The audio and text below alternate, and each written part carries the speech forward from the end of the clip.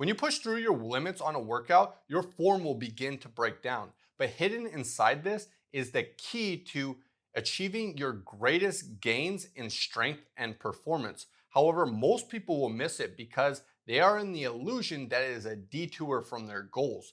But in reality, it's the shortcut.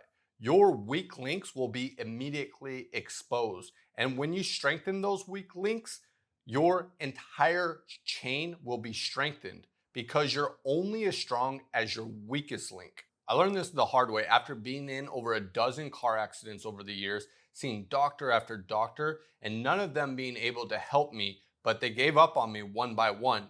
And after figuring out the secret, I was able to rebuild my body, and it wasn't just overnight.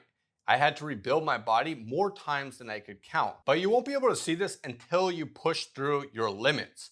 So if you're doing a squat with a submaximal load and it feels light for you, you're not pushed towards your failing point, then it seems like you have really good form.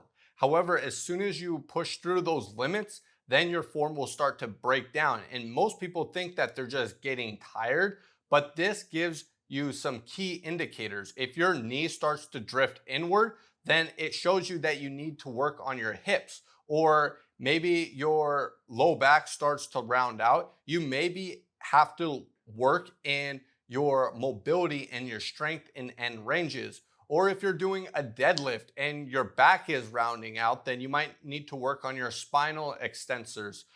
There are many other areas that you need to work on, but by taking a look at your form and where it's breaking down when you're starting to fail, that will show you exactly where you need to start looking at. For example, when I was just doing a test the other day, I did a 2,500 meter row, and in between every 500 meters, I would do 20 push-ups.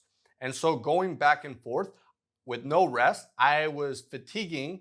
And even though my energy system was good, my engine, my cardiovascular system was pushing really hard through all this, I started to feel a little bit of rounding out my back. And this is an area that I knew was a weak link through all the car accidents, and I've strengthened it a lot over time. And I would say that this would not be my weak link. However, doing that workout and pushing through, then I was able to realize, even though I thought I strengthened this a lot, and I did, it still is a weak link for me. So I need to continue strengthening it so that I'm able to push harder with greater form. Because if that form didn't start breaking down, then I would be able to continually do more work. And then I would probably notice another weak link that would cause my form breaking down.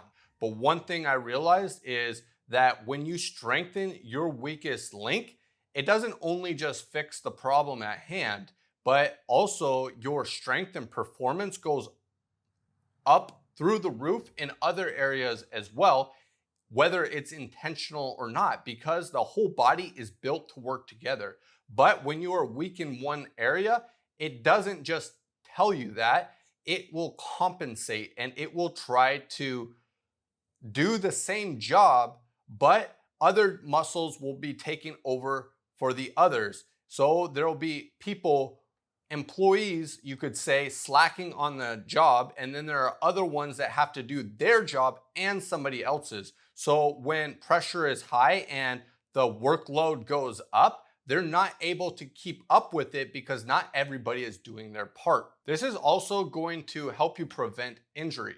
And if you haven't injured something before, then most people don't even think about this. They want to sideline this and only work on their goals. But the thing is eventually, if you trade hard enough and long enough, you will get injured.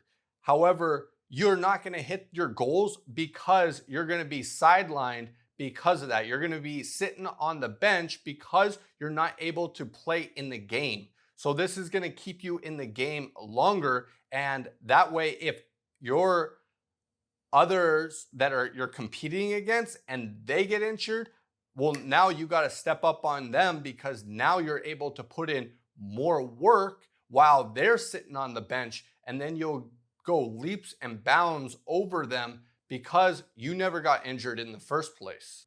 But when you understand how the body works, strength and performance and injury prevention go hand in hand. You can hit two birds with one stone. This is what physics teaches us, is when there is a loose chain on a bicycle, you're losing power, torque, and energy. But also, that loose chain rattling is a greater chance for that chain to be able to snap. So this is the same way when you're performing exercises.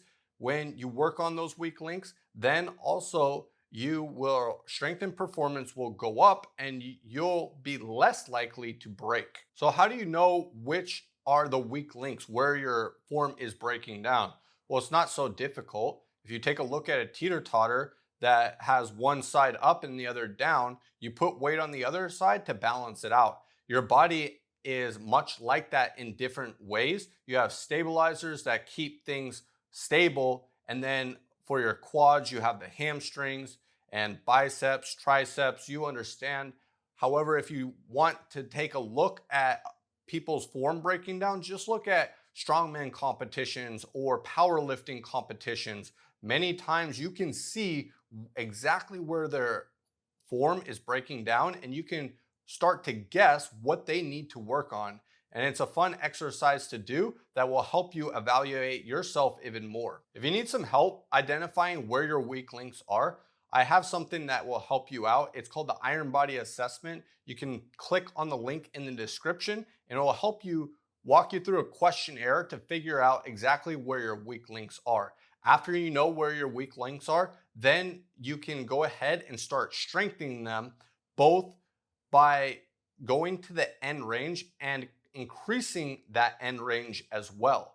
And when you do that, then you're going to put on armor that will prevent your form to break down and be able to perform with a greater stability. I call this ironclad training because hundreds of years ago, they started to put iron around their ships in order to armor them and prevent them from being broken. So you are doing the same exact thing for your body. The easiest way to do this is to resume 15 minutes at the end of your workouts towards addressing the weak links, choosing exercises that will strengthen the end ranges and help you have greater control. You do 2 to 3 sets and allow there to be between 3 to 4 reps in reserve, meaning reps that you have left in the tank before failure, because you don't want to destroy that area because one, it's a weak link and your nervous system might flag it and you might be really stiff the next morning and actually hard to continually get stronger in this area. And then the other reason is that it may affect your training that you're doing outside of just addressing those weak links, and you don't want to do that either. So you should be able to do this every single workout and you rotate. I like to pick 2 of them that I'm doing every single week and then have some other ones that I have in maintenance phase, or what I call retention training, where I'm not losing strength there because I'm hitting certain movement patterns and I'm continually giving it a stimulus so that I keep up the strength while I address my other weak links. This is the best way I have found to do it and the most simple. I'll also put some video links in the description in case it could help you out that go deeper in on the subject. And if you need some personal assistance on an injury that doesn't seem to leave you alone, shoot me a comment. I would be happy to give you some tips. And if you haven't already, hit subscribe, forge yourself into a body of iron, and leave no weak links.